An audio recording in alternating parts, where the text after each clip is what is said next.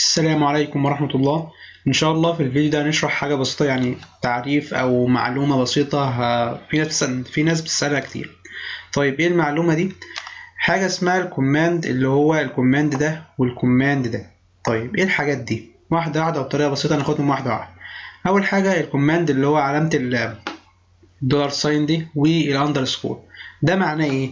قال لي ده كوماند بيرجع الفاليو بتاعت اخر حاجه انت عملت لها ايفالويت. يعني ايه الكلام ده؟ كل الكوماندات تتشغل على الكونسول. لو جيت كده عملت انسبكت للصفحه بتاعتي وجيت على الكونسول، كتبت مثلا 1+2، هيطلع لي 3. طب انا عايز اجيب قيمه التلاتة دي، هنده لها مثلا، فبقول ايه؟ فبقول الكوماند اللي هو علامه الدولار ساين اندرسكور وادوس انتر. جاب لي ايه؟ جاب لي رقم 3. طيب هعمل مثلا 2+2 بيساوي 4، وهي علامة الدولار ساين والاندرسكور انتر، جاب لي رقم 4. قال لي آخر حاجة أنت عملت لها ايفالويت. الكوماند ده بيجيب آخر حاجة أنت عملت لها ايفالويت. لو عملت مثلا اري وليكن كتبت حمزة مثلا وأحمد مثلا ودوست انتر، في مشكلة نسيت تمام، وقلت مثلا نفس الكوماند ده، هيجيب لي ايه؟ هيجيب لي برضو الاري. وقلت مثلا الكوماند ده دوت لينس، طول الكوماند ده ايه؟ قال لي 2 اهو، اللي هو فيها حمزه وفيها احمد. يعني علامه الاندرسكور، قصدي الدولار ساين اندرسكور، دي معناها هات لي اخر حاجه انت عملت لها ايفالويت، هات لي اخر اكسبريشن انت عملت له ايفالويت، القيمه بتاعته، الفاليو بتاعت اخر اكسبريشن انت عملت له ايفالويت. حلو جدا. بدليل قلت 2+2، قلت 2+2 ب4، وعملت دولار ساين اندرسكور، جاب لي اخر حاجه اللي هي ال4. وانت ماشي نفس الكلام. اخر مثال هو 1+1 ب2، ونفس الكلام اهو، اندرسكور دولار ساين اندرسكور انتر، جاب لي اخر حاجه اللي هي ال2. تمام جدا جدا جدا. طيب ايه الحاجه بقى اللي هي دي، اللي هي الكوماند من 0 ل4؟ يعني في من يعني في من علامه الدولار ساين 1 والدولار ساين 2 و3 و4 لحد 4، يعني 5 عناصر. طيب ايه بقى الدولار ساين ده معناه ايه اصلا؟ ناس كانت بتسال اللي هو لو جيت هنا مثلا عملت انسبكت اليمنت كده، وجيت عند اي عنصر لقيت ايه؟ شايفين العلامه دي اللي هي ايكوال دولار ساين 0؟ ده معناه ايه بقى؟ شايفين كانت بتسال كتير على الحركه دي. طيب ناخدها واحده واحده وبالتفصيل. لو انا جيت كده عملت 3 ديفات، ديف وليكن كلاس هنسميه 1، واكرر الديفات دي، واقول ده مثلا 2، واقول ده 3. طيب قال لي الدولار ساين 0 او الدولار ساين 1 او الدولار ساين 2 او 3 او 4، قال لي دي حاجه اسمها هيستوريكال ريفرنس. يعني ايه هيستوريكال ريفرنس؟ ببساطه شديده جدا، يعني حاجه بتشاور لي على اخر عناصر انت عملت سيلكت عليها. يعني من الدولار ساين 0 لحد الدولار ساين 4، ده معناها 5 عناصر. قال لي دول اخر 5 عناصر في الصفحه بتاعتك، في في الدوكيمنت بتاعتنا، انت عملت عليهم سيلكت. يعني الدولار ساين 0 اخر عنصر انت عملت عليه سيلكت. طب الدولار ساين 1 تاني اخر عنصر انت عملت عليه سيلكت. طب دولار ساين 2 تالت اخر عنصر انت عملت عليه سيلكت. يعني ايه الكلام ده بقى؟ نفهمها احسن بالامثله عشان تبقى واضحه. هعمل ريلود اهو، واجي على الاليمنت عندنا. انا عندي كام ديف؟ عندي 3 ديف. او يعني اللي انت هتدوس عليه ده رقم 0. لو دوست على حاجه، العنصر اللي انت هتدوس عليه ده اسمه رقم، ده الدولار ساين 0. طيب دوست على واحد تاني، يبقى اللي اخر حاجه دوست عليها بقى 0. طب اللي قبليه بقى 1. يعني ايه؟ هاجي ادوس مثلا على الديف كلاس ده كده بقى 0. بدليل لو جيت رحت اهو للكونسول وعملت الدولار ساين 0 بيساوي، جاب لي ايه؟ الديف 3، اخر حاجه دوست عليها. طيب حلو، هاجي ادوس على ال1، يبقى انا اخر حاجه عملت لها سيلكت ده الدولار ساين 0. يبقى مين بقى دلوقتي الدولار ساين 0 اللي انت دوست عليه؟ اخر حاجه انت دوست عليها.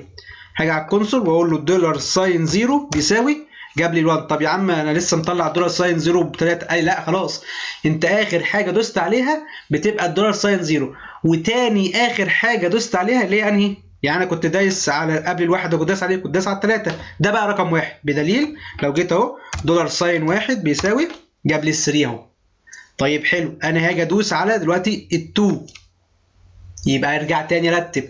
اخر حاجه انت هتدوس عليها يبقى هو ده الدولار ساين زيرو.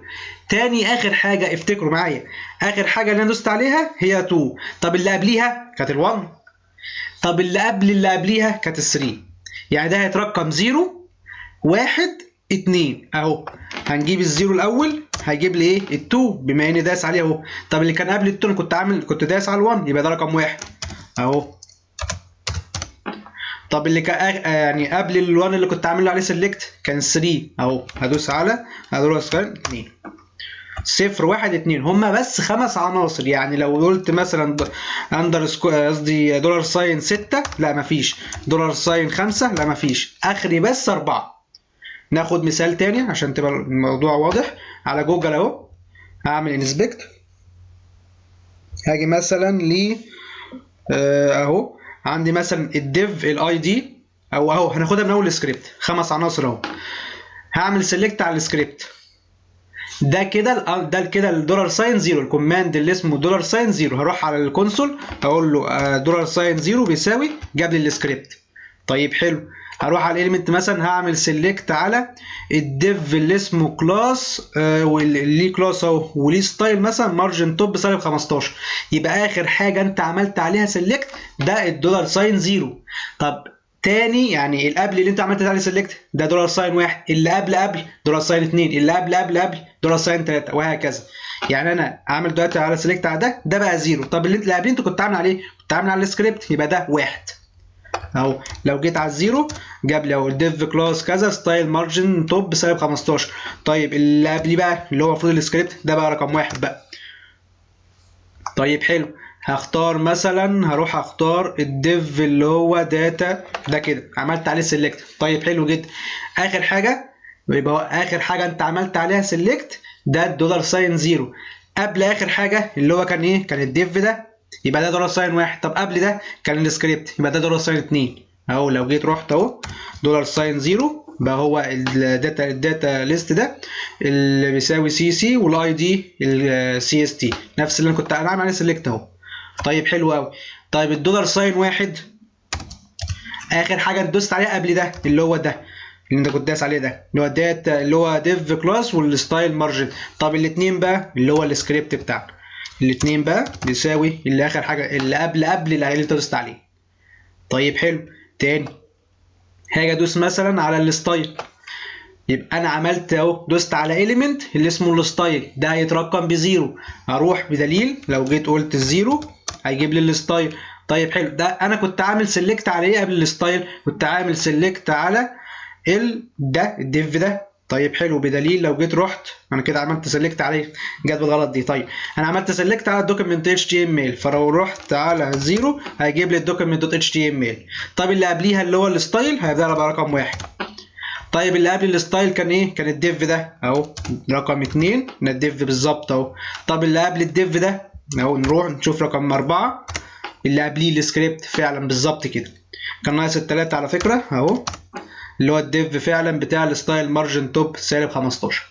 يبقى انت هي دي معناها كده بالظبط اللي هو العناصر مترتبة ازاي. اخر حاجة انت هتعمل عليها سيلكت اهو ده بقى دولار ساين زيرو. طيب هعمل سيلكت تاني على الستايل يبقى ده الستايل ده زيرو والسكريبت ده بقى 1. طب هعمل سيلكت على الديف الاي دي الجي بي ده يبقى ده زيرو ده 1 ده 2. طب عملت على الدوكيمنت اتش تي ام ال بقى ده زيرو.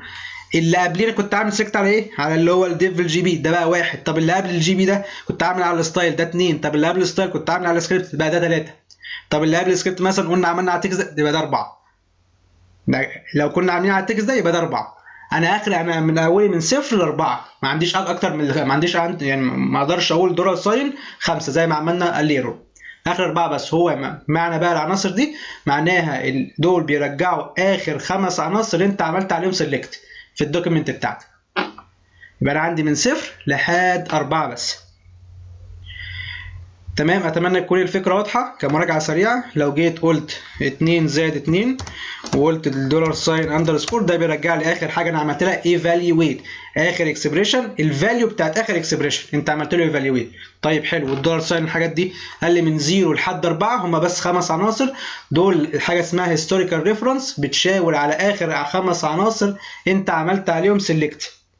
ذا لاست 5 يعني اخر 5 عناصر في الدوكيمنت بتاعتك انت عملت عليهم سيلكت، ودي كلها كومنتات بعملها في الكونسول فقط.